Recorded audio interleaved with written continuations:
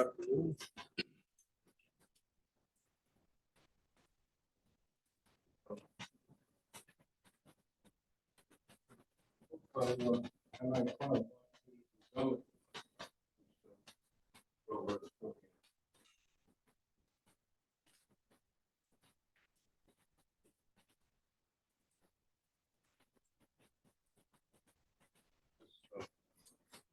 Done being done to figure out the theory.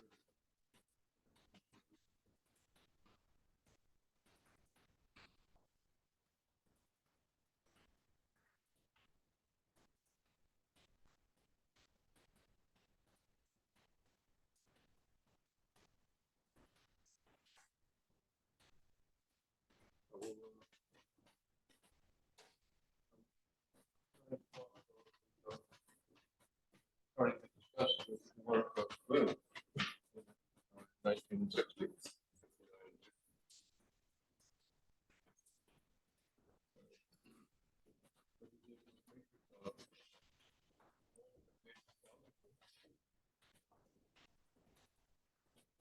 And by N matrix, 10 by 10 matrix.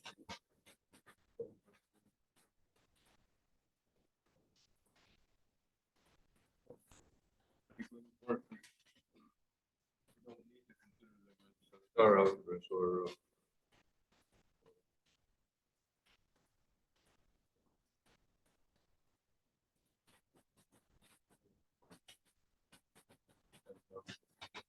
the idea is that we know what the matrix of, we know what the classification of the matrix of is.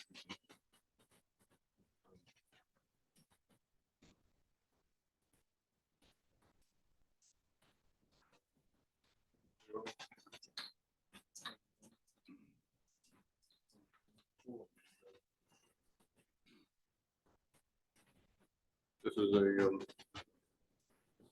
this is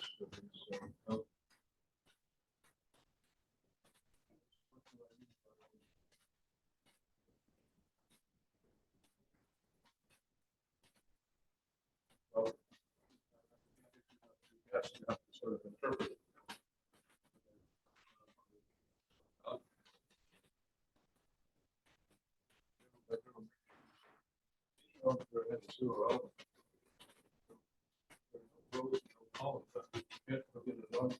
No place to put a non-zero entry. That means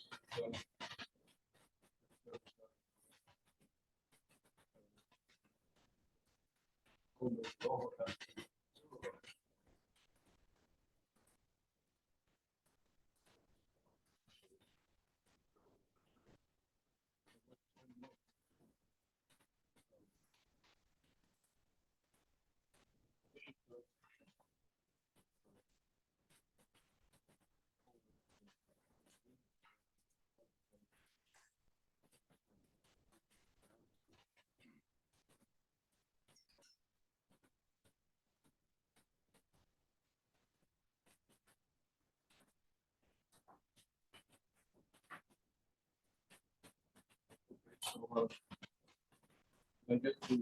when I get to your name, maybe you'll have a question later on.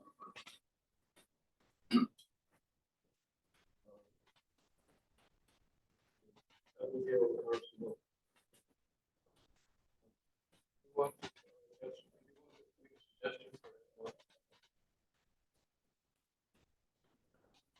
Over a field.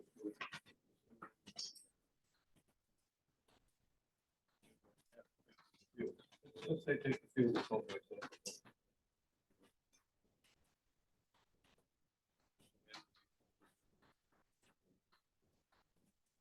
And this is one. What a 1 by 1 meter.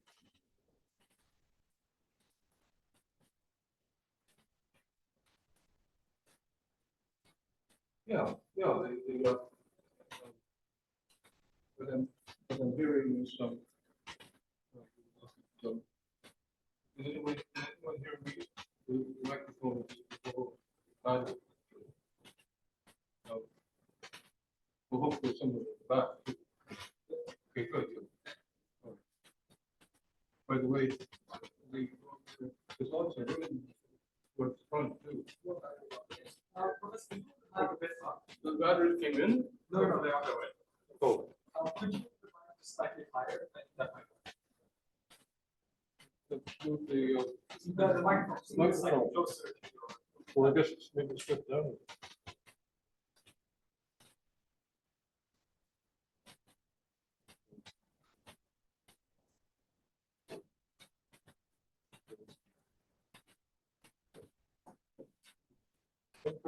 Broke.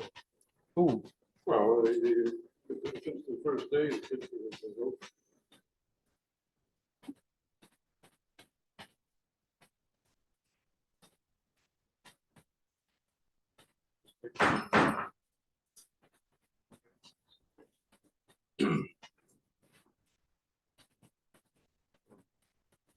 Yeah, well, as I said, there's no reason to sit far back when the kids broke.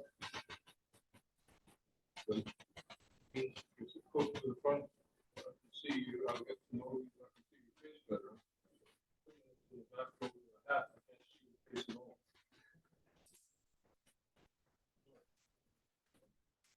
Maybe I could ask you a question. What is the one-by-one matrix? In the back row. You're not Algebras. What's the N1? Yeah, one-by-one matrices. But how do you how do we behave? How do you multiply it? In by n matrices, then we multiply them quite complicated, right? So it's one by one should be easier. Okay. So you add them and you just have to see one by one is one is one. One is one and all of them are. Okay, but so you multiply the entries and you add them. And that's you multiply by scale. That's the element.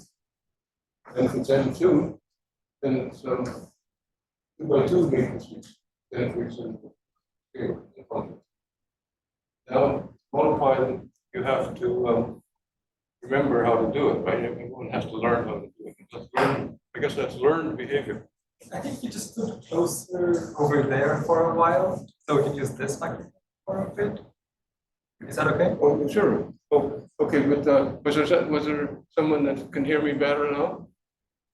Oh, then I mean the people on Zoom can hopefully hear you better. The Zoom is only getting this mix. Yes. Oh. If you can stand just somewhere in this area for Yeah, a so while. it's a good afternoon. All right. So with this carefully learned, laboriously learned behavior, you can multiply 2 by 2 matrices. Get it out? Okay. Is it commutative still? I guess 0 by 0 and 1 by 1 are commutative values.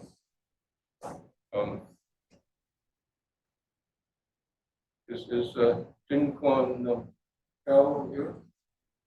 Okay. Are 1 by 1 matrices commutative over the complex numbers? Oh, good. What about 2 by 2? No, okay. All right.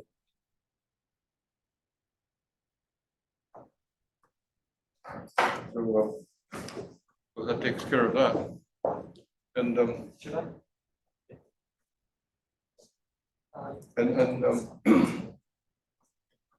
so I guess the 2 by 2 are not commutative, and 3 by 3 matrices are not going to be commutative because in some sense 3 by 3s include 2 by 2s. If you put 2 by 2s in the upper left hand corner, you put 2 by 2s in the upper left hand corner, then that's a subline.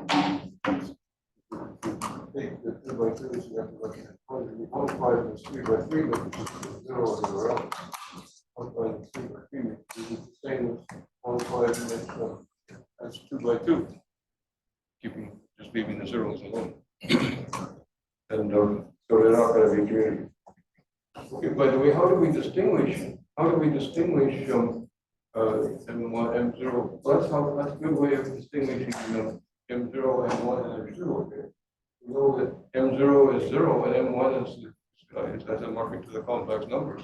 So they're not isomorphic. M2 is not commutative, so it's not isomorphic to M1.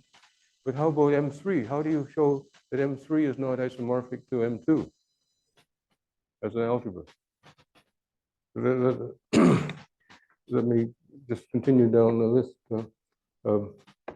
Alexander Bullen wasn't here. At least okay, no, I asked if somebody else was you, but that's not the same thing as asking you whether how you distinguish 3 by 3 matrices from 2 by 2 matrices. Can you tell the difference? I mean, you can, if you look at them, you can see the difference, right? If you see them as matrices, but suppose you just see them as an abstract algebra, then how do you tell that they're the different algebras? They're both non-commutative. Well, think about it. That's a good exercise.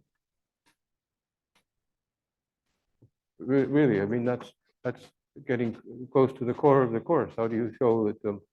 One way, by the way, would be to well, the point is that this is a course in K0, K-theory, K0 and K1, and associated ideas.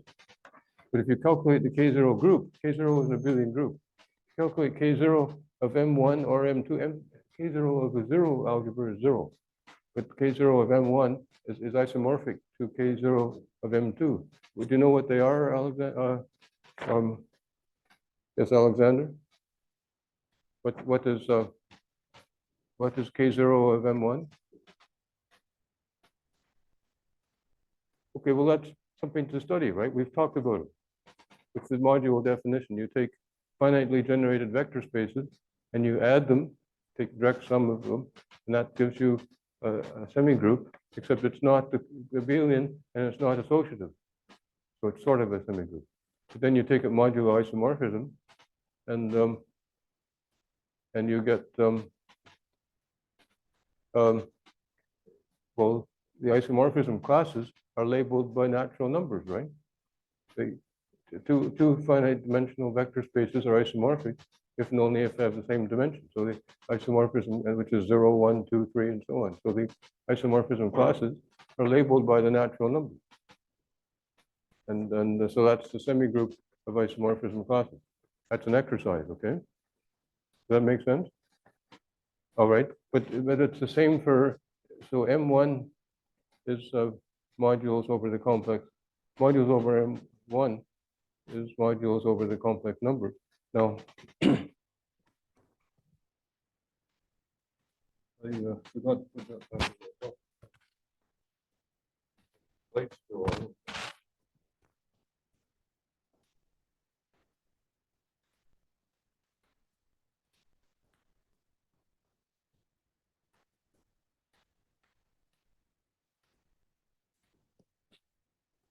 All right, so it turns out that that modules over M2 are in one-to-one correspond with the modules over M1. So that's if you have any ring with R, then if you have any ring R with unit, then K0 of R is isomorphic in a natural way to K0 of the ring of 2 by 2 matrices over R. Okay, and if you take we've got two definitions of K0. There's the modulo definition,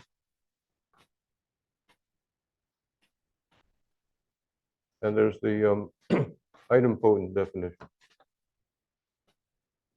And sometimes one is much easier, and sometimes the other is much easier. Okay, and so it's good to know they're equivalent. The definition with idempotence are projections in a star ring, and that's in the book, the textbook by Roerdam and Company. And the modulo definition is what I'm talking about with a certain class of modules.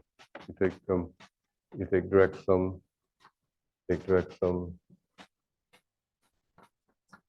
and isomorphism. Okay, well, it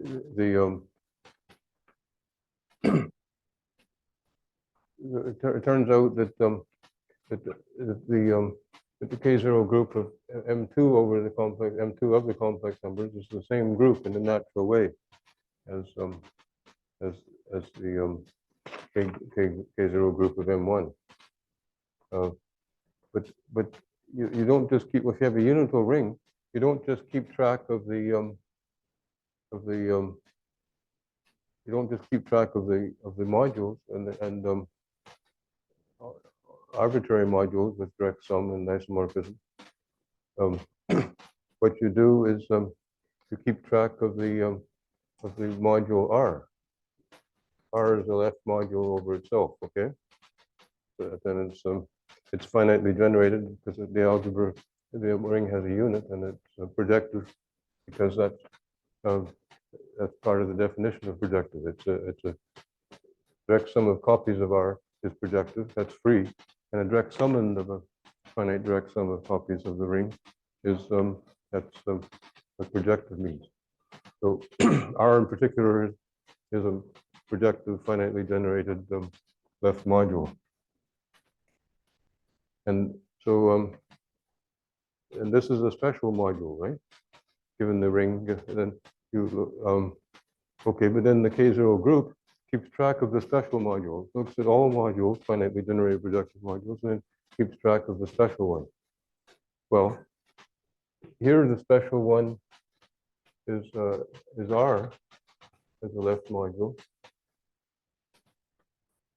And here the special module is over M2 of R is M2 of R over M2 of R, the left module.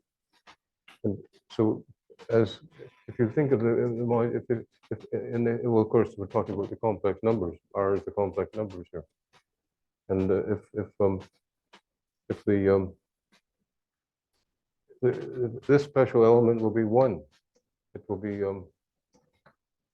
equal to the number 1 in Z. Okay, and this number will be the special number 2 in Z.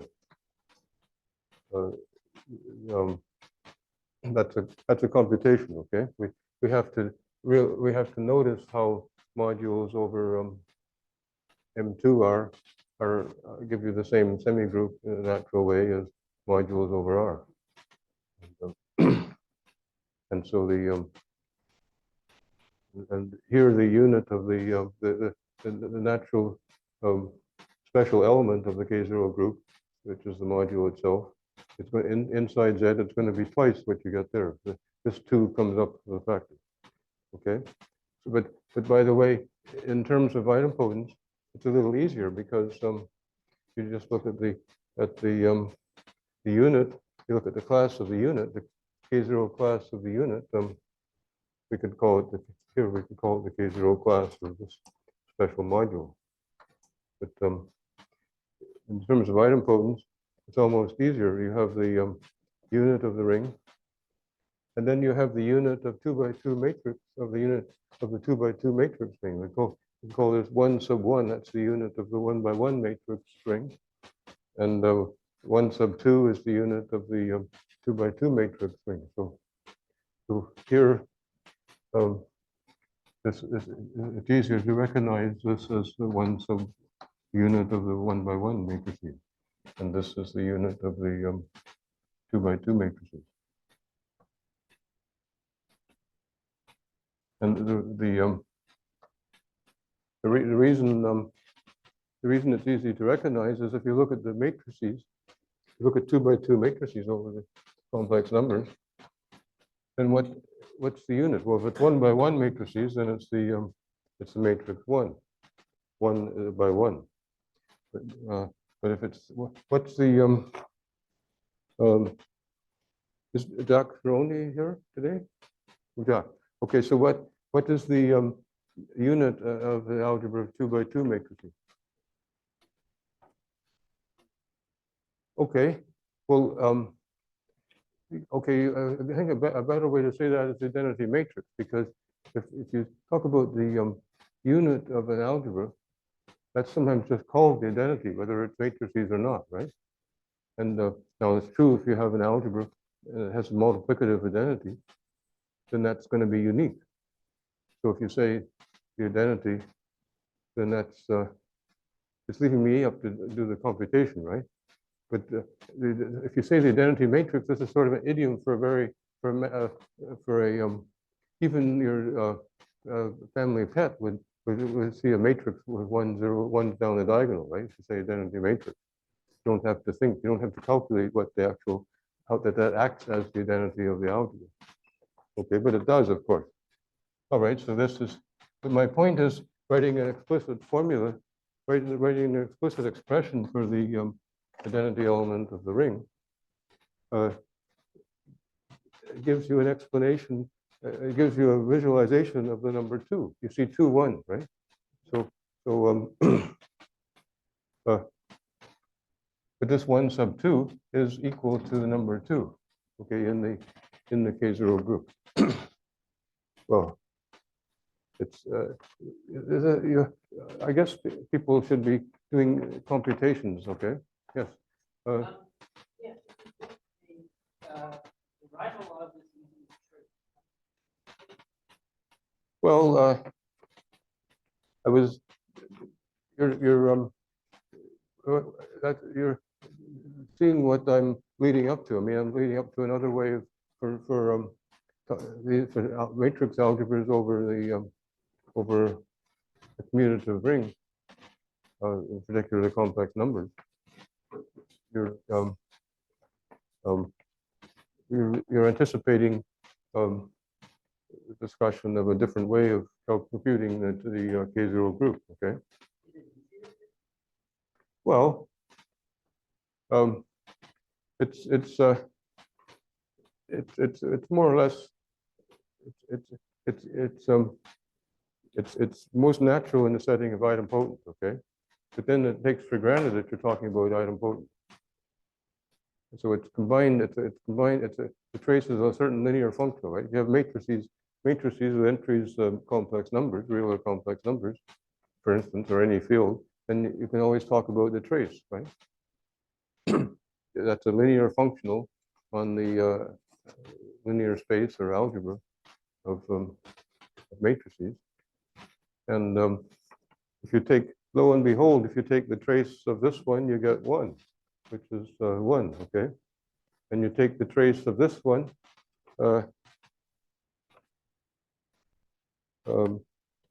Carissa, why I asked you a question. Is Siddharth Dagar in today? Oh, okay. Well, let me briefly try and see how that how the communication works online. I don't see. Oh yeah, that's Siddharth. Okay. Now, do you can you see what the trace is of the unit of 2 by 2 matrices?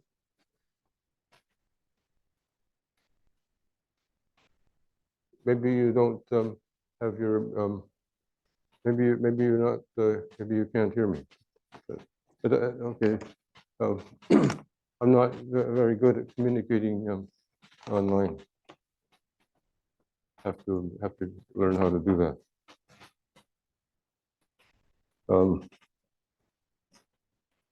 Daniel Dima, Emil Fredzow, Justin Futh, Sebek Germain, Charles Griffin. Okay, good. Thank you. Do you want to tell us what the trace is of the identity 2 by 2 identity matrix? It sounds like a trivial question, right? Yes. Well, okay, but yes, I mean you, Charles. Yeah. Yeah, 2. Yeah. Okay. But but it's interesting that that coincides with the K0 class, right? Well, sorry. Yeah, yeah. If you have if you go farther to 10 by 10 matrices, I guess if you look at the trace of the identity matrix of order 10 by 10 identity matrix.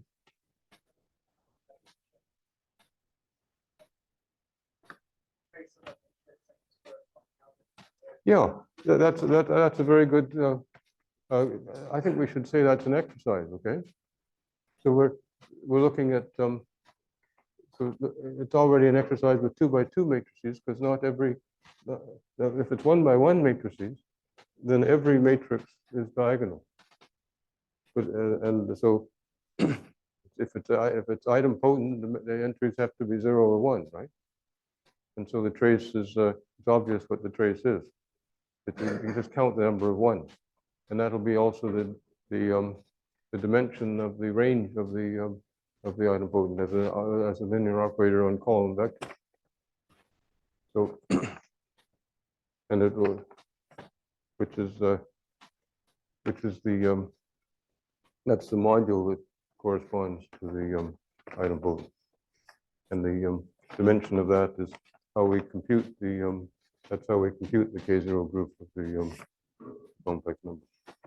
Okay, but if you have already with 2 by 2 matrices, you can have an idempotent which is not. So now we're getting into something interesting. So Jared, that was a very good. It's anticipating something. I want you to believe I was going to get to the trace. Okay, it's very important for looking at for computing K0, and it's in some sense it's maybe more elementary in certain cases. Okay, but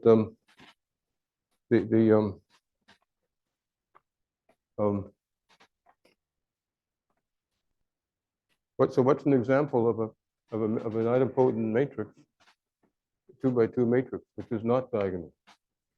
So all zeros is diagonal, and ones down the diagonal, or just ones and zeros down the diagonal. Those are all idempotent, and they're diagonal, so the trace is easy to compute. Well, the thing is, if any 2 by 2 matrix, the trace is easy to compute, because it's the same formula. Just take the diagonal. But this is by the way, the trace is a highly non-trivial thing. It's a linear functional, and it's unique with certain properties. Okay, so that's a good exercise. Characterize the trace as a linear functional with certain very special properties. Okay, and it's not just enough that the trace of the unit in n by n matrices is equal to n. Okay, that's not enough, because you take any non-zero functional, if it's non-zero on the unit, then you can multiply it by some number to get it equal to 1 on the unit. So that can't be enough to characterize the trace. Okay. So the trace is very important.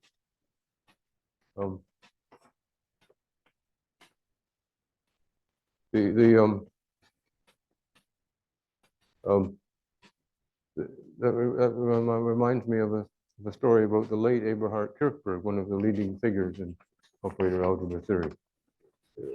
At a year-long, 2-year-long special group program at Fields Institute, during a series of lectures in 1994, he was talking about quasi-diagonal two-star algebras, and someone in the audience, a student or a postdoc,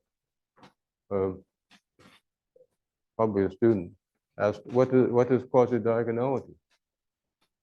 And Professor Kirchberg was a traditional German professor. Well, he had a milder side, but he was a little gruff sometimes. So his answer was this: diagonality, quasi-diagonality, is a very important concept. Everyone should know what quasi-diagonality is. And then he continued with his lecture. Okay, so I could almost say the same thing with the trace, right?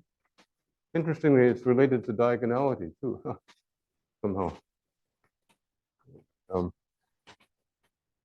Okay, but I hope that I'm not as gruff as Professor Kirchberg was sometimes. But on the other hand, I can only hope, I can only aim to be as kind as he often was. I think. Well, only aspire. So how has anyone figured out an example of a non-diagonal idempotent now for 2 by 2 matrices over the complex numbers? I was talking with Charles. Did you take a look at that? Yes, Charlie, yeah.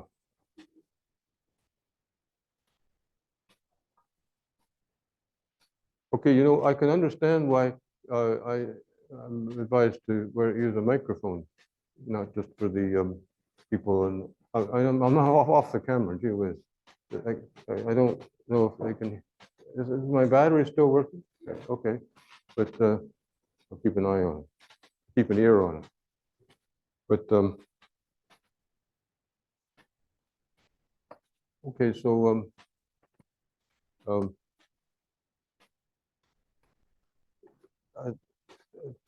Charlie, you were giving me the entries in a 2 by 2 matrix, but I couldn't quite catch them. Maybe I should, in a meeting where they have a microphone to pass around to people in the audience. You want an identity, 2 by 2 Yeah, not, it shouldn't, I don't expect it to be the identity matrix. I don't expect it to be the identity for multiplication, the identity element, okay? Because that's unique.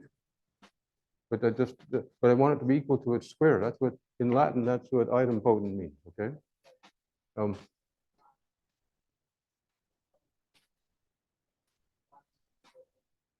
Yeah, okay. Well, that's one which is, it's not either, it's not the zero matrix and it's not the identity matrix, but its only entries are 0 and 1. It would be nice to see something which has different entries, okay? And does anyone want to suggest such a matrix that isn't an expert on matrices? I mean, if they are, so much the better if they're an expert. But then the purpose of my asking people to offer answers and suggestions is not solely for the enlightenment of other people, but for their own enlightenment. Okay, to put them on the spot. Okay, I mean to give them practice and think. Yeah, Rishi, but you must know already.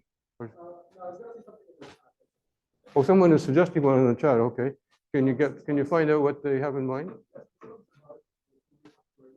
Yeah. Oh, okay. How? So it's a 2 by 2 matrix, right? So 3 by 3 that wouldn't work. How about 1/3 everywhere if it's 3 by 3? Anyone want to try that? Okay, but I'm all right. But as I recall, that works. Okay, so that's maybe a good sort of mini exercise. But has anyone checked? Has anyone well, presumably Siddharth Dagar, it was him? Yeah. Okay, so presumably he's checked it. We're quite, I would guess so. But has anyone else by now checked that if you square? Even 1/3 works too, with 3 by 3. Okay, well, that's a bit wishy-washy. I mean, I just did it. Okay, good. Okay, that's a different matter, yeah. Don't pull your punches. Might dislocate your shoulder. Yeah. And okay, but that's and by the way, these two in fact, we take 1 over n everywhere in the n matrix. Okay, what's the trace? Yeah. Okay. Interesting. Yeah. Yeah. Well, you might say it's not interesting because if it's always the same. Well, yes. What's the underlying principle that makes it work? Like, if we just like, so in that case, it was a half, a half, a half, a half, 3 by 2, and I think Yeah.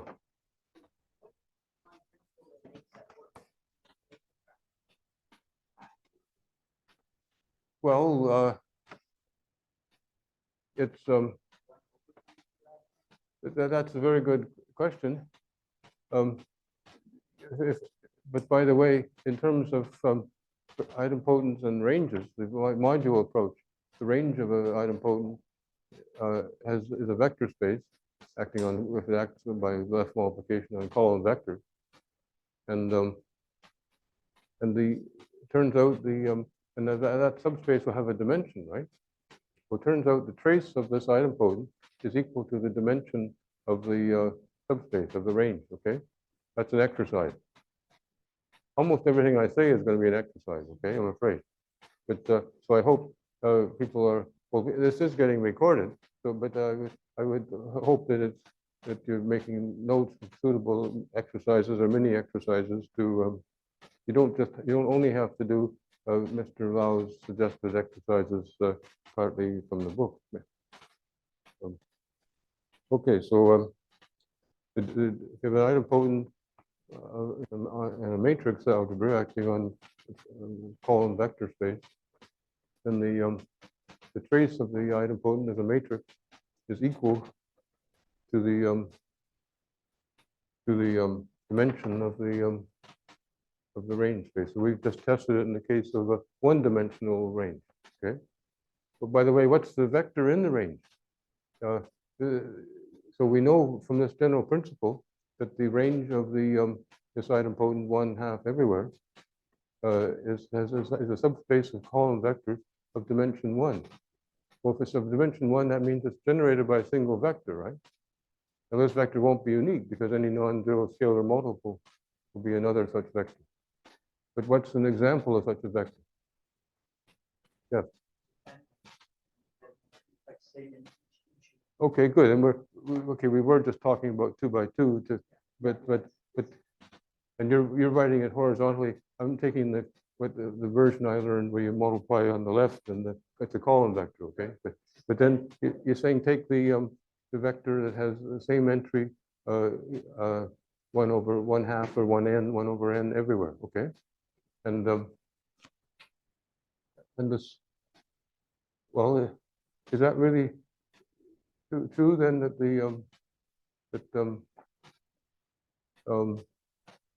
that's in the range? How do you get that vector in the range of this idempotent? So I'm looking for. Let's just do it with 2 by 2. So you have 1/2 everywhere, and your claim of. Do I have is your name on the list? I haven't got to it. Well, okay, yeah, Xiaohua. Well, okay, so I was getting very close to it anyway. Yeah, okay, okay, good. All right. I mean, I've got to have some system to learn things. All right, so we're looking for some vector A, B, column vector such that this is equal. It's taken onto itself by this idempotent matrix, and the question is it true if you take the same? You take 1/2, 1/2. All right, but I would say that's okay. That's certainly true. It's interesting why one would take. And it's also true if you take 1, 1, right? So so yeah. So it's slightly it's open to a bit. It's a matter of taste to some extent, which you take as the vector. Okay, but it's nice to see the vector. And so and this proves it's in the range. If the matrix on it is equal to itself, then it's in the range. Okay, but then before you knew it was equal to itself, maybe there's another way to see it's in the range, and there's a way to see it where you get 1/2 automatically, because a simple vector to operate on is 1, 1, 0, right? 1, 0 down the column. So, and if you look at the matrix 1/2 everywhere acting on the column vector 1, 0, then you get 1/2 all the way down. So in some sense, it's natural. So anyway, thank you. Okay, good. So that's a partial answer of why the trace is important, perhaps. It's also important because it's unique with certain properties. In fact, I think it would already be, you could say that it's unique with the properties that for an idempotent that we just said, if it's a linear functional, and if acting on an idempotent, it gives you the number it gives you is the dimension of the range of the idempotent, then this determines it uniquely, okay? That's an important property, that's a determining property of the trace. So definitely, is that a clear enough exposition? I mean, if I write everything down, then I might as well prepare the week ahead of time and bring it on a slide, because it would, I would already be at the end of the hour. Well, close, getting close anyway. But anyway, I'm assuming that you prefer to hear me talk more than to write more. I'm open to comments on that. But to me, talking is the natural. Writing is what you do in secret. Okay.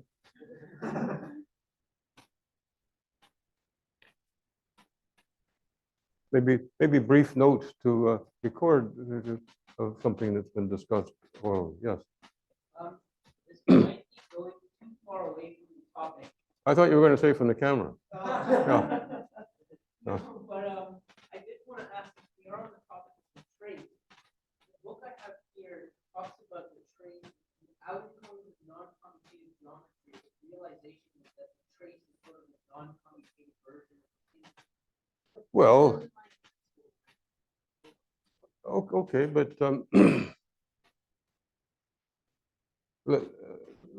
why don't we?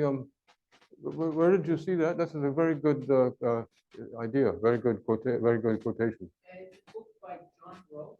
Yeah, well, he's the late John Rowe is a famous, well-known, very well-known leading worker in the field of non-commutative geometry. And, he was at Oxford originally, and he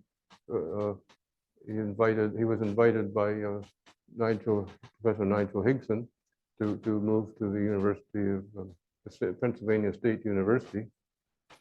Professor Higson is participating for this fall term in the Fields Institute, so he's giving a course on alternate days of the week. So I mean, I'm on Monday, Wednesday, Friday, and he's on Tuesday and Thursday.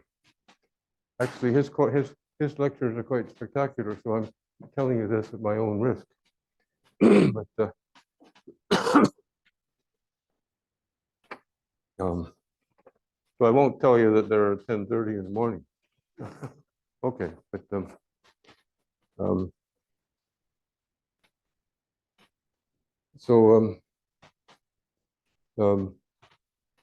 Tanmay Grover.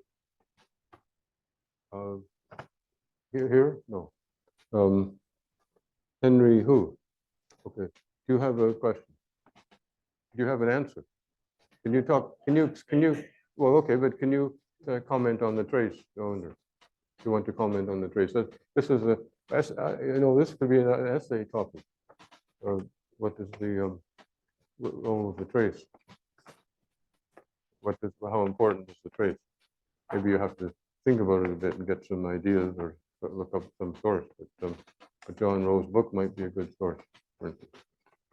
But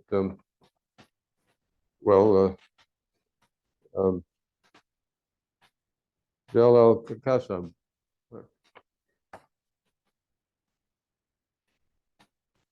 Alexander Cole.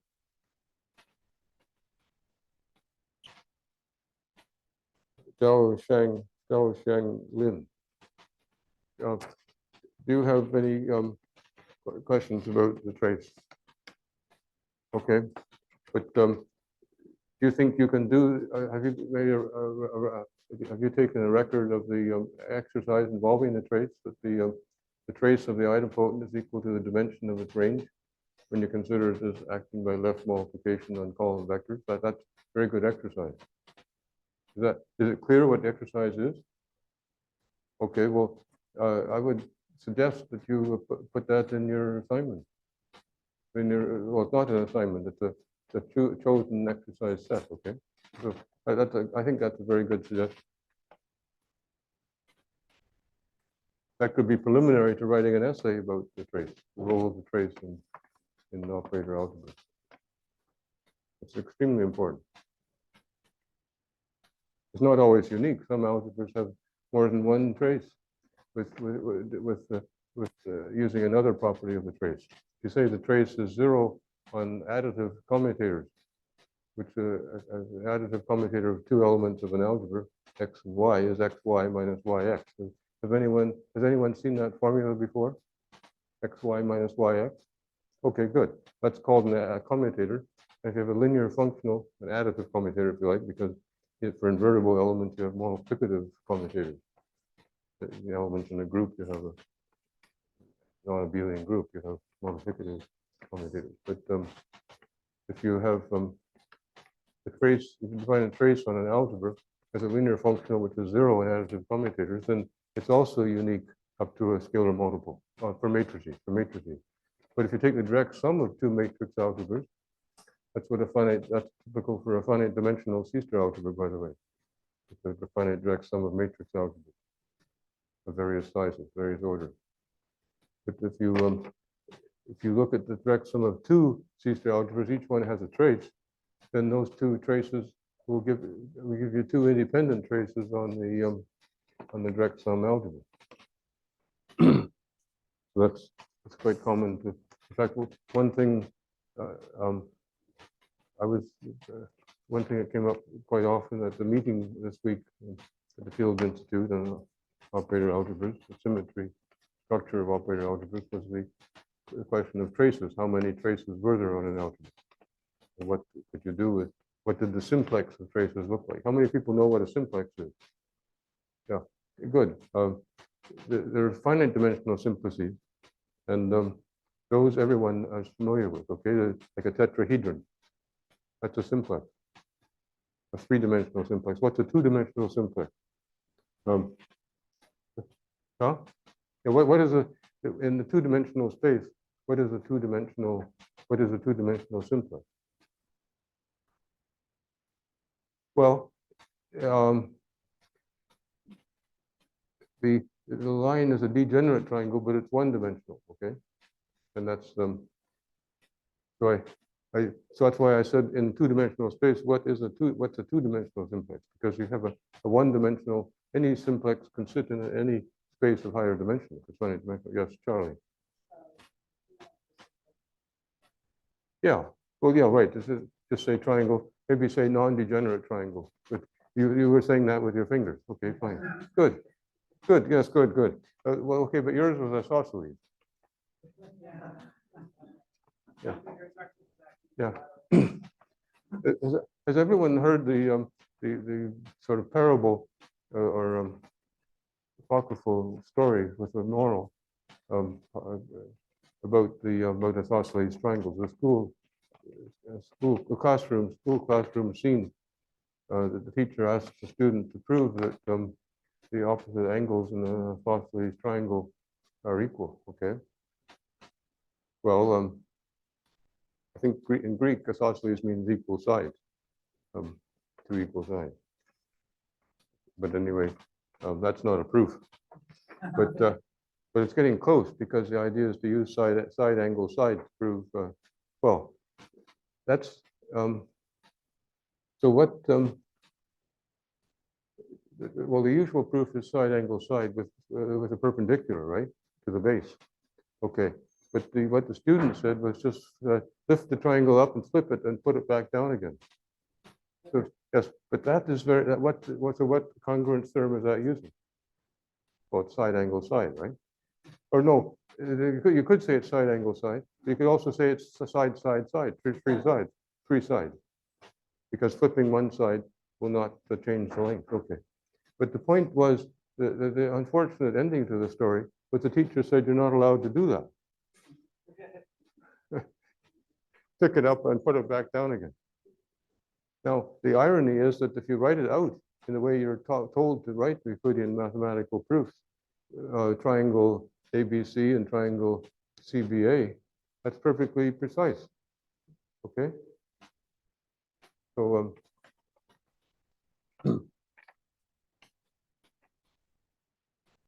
well, all right, let me just preview for a few seconds. Let me preview, didn't get through the names. I'll start at the end next time. That's a warning. Okay. So let me quickly preview the next installment of UHF algebras, Grimm's UHF algebras. You can see I was going in that direction. By the way, this is one way to tell they're different, right? Because the special element in K0 is different for all of them. Okay, that's the complicated way. That's the advanced way. Okay, the easy way is to forget about that they're algebras and just take them as linear spaces and look at the linear dimension. We discussed that. Okay, and so that's for sure these are definitely non-isomorphic as algebras. But then what Grimm did was say take in modern language, a little more simplified language maybe. What Grimm said was take some infinite collection of these things and take the infinite tensor product, which is perfectly well defined, say in an algebraic sense, as an algebra. Then how do you how do you tell when these are different? How do you tell when they're the same and when they're different? Because there are many ways of choosing different matrix algebras and getting the same infinite tensor product, even the same finite tensor product, as we discussed. If you take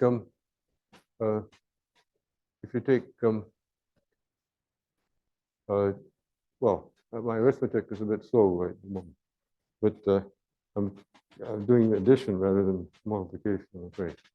But the idea is that the trace will do it. That's his Dijkstra's contribution. He was really thinking about K0, but implicitly, okay? And I took him literally on that, and that's why I'm here, okay? As opposed to some other job maybe, but because picking up, gleaning what Grimm and Dijkstra did was extremely fruitful, okay? So that's why I want to emphasize their papers, their ideas. Also, it's in the book, it's in the textbook, it's on the curriculum. Anyone have any questions about the syllabus or curriculum, by the way, send me an email. Okay, but the point is that the way Dijkstra's secret for classifying these algebras, telling exactly in terms of the prime decomposition of supernatural numbers that we were discussing last time. You have the prime decomposition of ordinary natural numbers, and then formal infinite products have a similar unique prime power decomposition. And you can determine that by looking at the trace. There's a trace on the infinite tensor product, but you have to renormalize it. You take the ordinary trace on matrix algebras and renormalize it so it's equal to 1 on the unit. So you divide by the order of the matrix algebra. But then on tensor products, it's compatible, okay? Take a tensor product of 3 matrix algebras and you look at the normalized trace, you restrict to the 3 subalgebras, you get the usual trace normalized also on the unit of the subalgebra. Okay, well, that's, I think we have to give up the room today. But thank you for attending.